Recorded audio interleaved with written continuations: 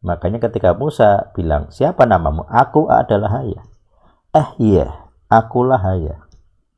Tapi ketika orang manusia menyebut aku, tidak boleh kamu menyebut Haya. Kamu harus menyebutku Yod Hawa, Yahuwah.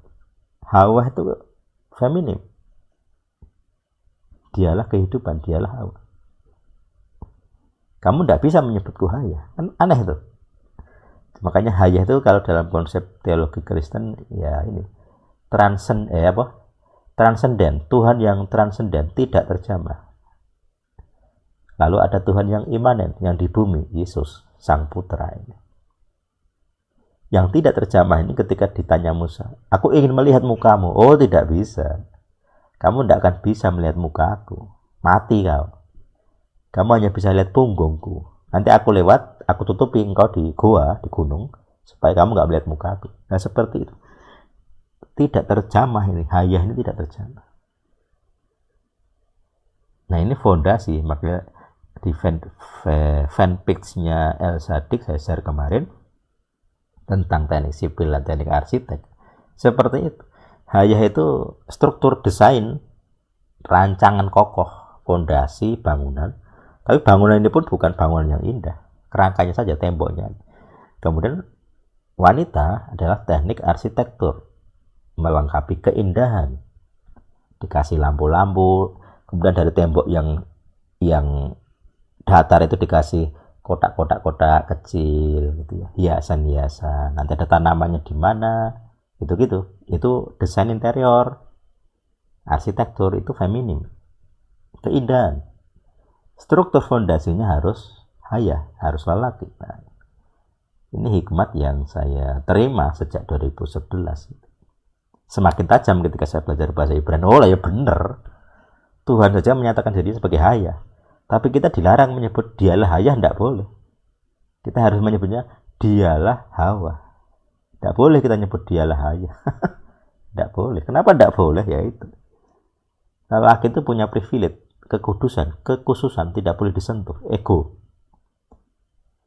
saya tidak boleh disentuh. Nah itu, lelaki itu begitu tersentuh, oh jangan tanya. Kepribadian saya yang galak akan keluar. Kalau keluar ya bodo amat. Kerusakan apapun akan saya terima. Bahkan di kitab Torah, kalau dia cemburu kemudian istrinya selingkuh, dikasih air pahit. Kalau istrinya benar-benar selingkuh, kena penyakit.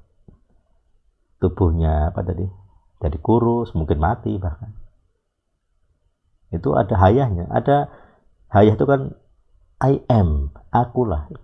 Keakuan yang tidak boleh disentuh. Makanya kadang para perempuan merasa para lelaki itu kok gila hormat. Ya karena desainnya begitu. Ada kehormatan yang harus ditegakkan. Misalnya tentang perempuan, saya tidak bisa jadi bucin pengemis cinta, tidak bisa. Bukan demi saya, demi sang hayah yang saya ajarkan.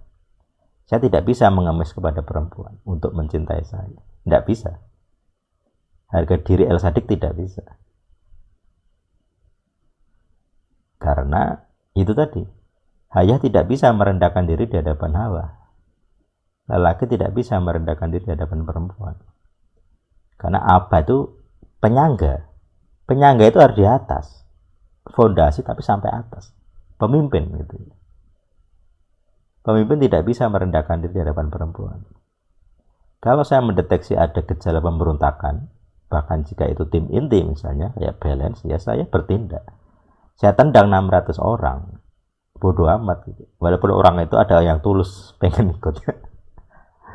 Pernah beberapa, ada 1-2 yang jawab, Mas kok saya ikut ditendang?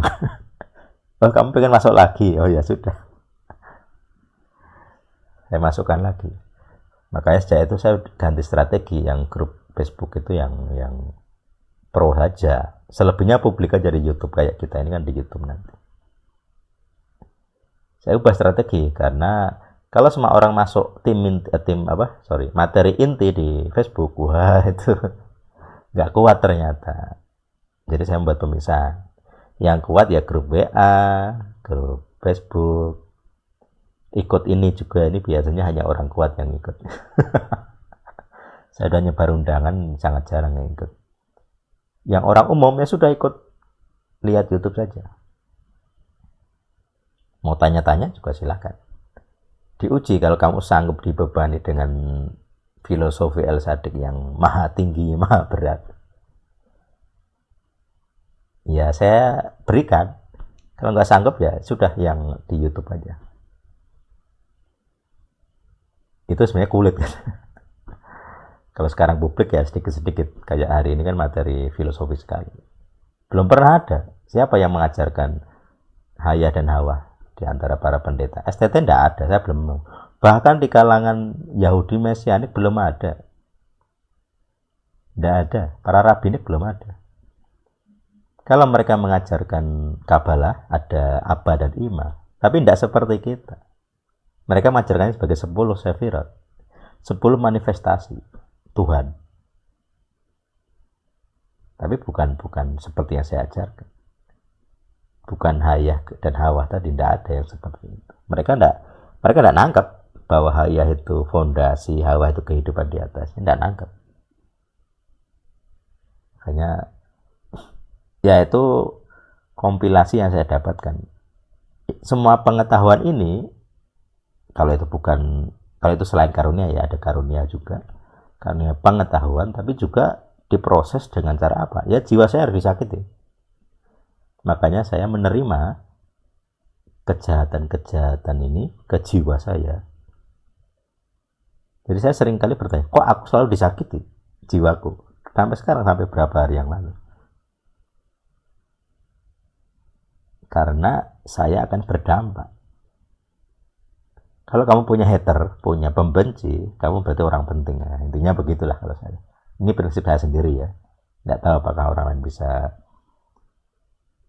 sama gitu. Karena ada hater ya karena memang kamu orang jahat terus dibenci.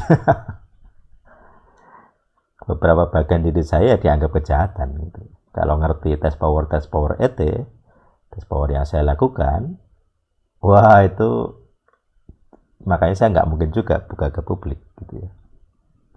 Karena pasti tidak akan diterima lah oleh orang umum. Hanya yang tahu ya di grup-grup yang tim inti, grup-grup WA gitu ya, yang sudah kenal saya atau bahkan mengalami power kuasa yang kita praktekkan. Kalau nggak tahu nggak mungkin menerima soalnya gitu. Nah ini berkaitan dengan kutuk bersalin. Makanya pergumulan sampai 2026 yaitu ini siapa? Wanita yang memenangkan kutuk bersalin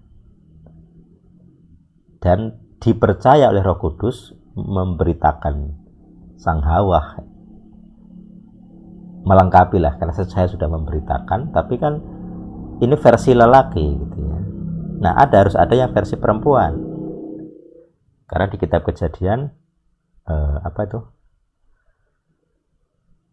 Tuhan menciptakan lelaki perempuan segambar dan serupa dengan dia. Nah yang perempuan ini siapa? Yang segambar dengan Tuhan dalam versi perempuan ini terus memberitakan keindahan. Jadi ini teori saya ya karena orangnya belum ada, belum terbukti. Intinya begini, dia nanti akan memperindah segala yang saya ajarkan, segala yang saya rancang. Jadi kalau saya merancang pelepasan, oh ya dia akan memberikan keindahan. Keindahan itu apa? Ya diterima publik mungkin. Orang bisa, oke, saya mau dengan lebih terbuka, lebih gampang. Kalau sekarang saya jamin orang sulit. Mungkin karena pembawaan saya sebagai lelaki yang sulit diterima. Kalau orang dulu bilang, ada yang bilang terlalu keras, mungkin terlalu kejam. Ya karena saya seperti itu. Begitu pribadi yang keras muncul ya saya bodo amat. Seperti itu kerasnya gitu. Saya tidak mau melunakkan diri dan saya tidak bisa berjanji melunakkan diri.